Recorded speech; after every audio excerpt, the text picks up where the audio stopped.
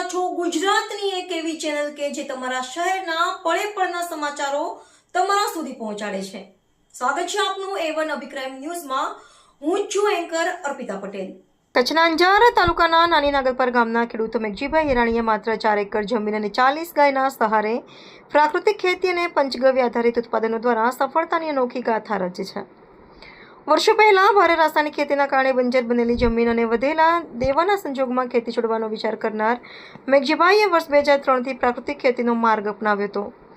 આજે તેઓ ગૌમૂત્ર, ગોબર, દૂધ, દહીં અને ઘીનો ઉપયોગ કરીને 125થી વધુ સ્વાસ્થ્યવર્ધક તથા ઇકો ફ્રેન્ડલી પ્રોડક્ટ બનાવી દેશભરમાં વેચાણ કરી રહ્યા છે।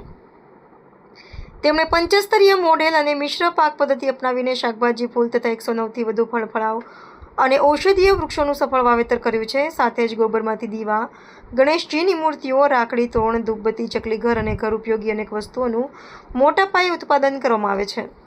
દર વર્ષે 8 થી 10 લાખ ગોબર દીવા અને 40 થી 50 હજાર ગણેશ મૂર્તિઓનું ઉત્પાદન કરી તેઓ ખેતી સાથે વધારાની આવક મેળવી રહ્યા છે। મેઘજીભાઈએ 85 ક્યુબિક મીટરના ગોબર ગેસ પ્લાન્ટ દ્વારા રસોઈ ઉપરાંત જનરેટર પણ ચલાવી ડીઝલની મોટી બચતનો સફળ પ્રયોગ કર્યો છે। હાલ તેઓ 17 જેટલી બહેનોને રોજગારી આપી રહ્યા છે અને વર્ષ 2016થી અત્યાર સુધીમાં 8600થી વધુ ખેડૂતોને પ્રાકૃતિક ખેતી તથા પંચગવ્ય પ્રોડક્ટ અંગે તાલીમ આપી ચૂક્યા છે।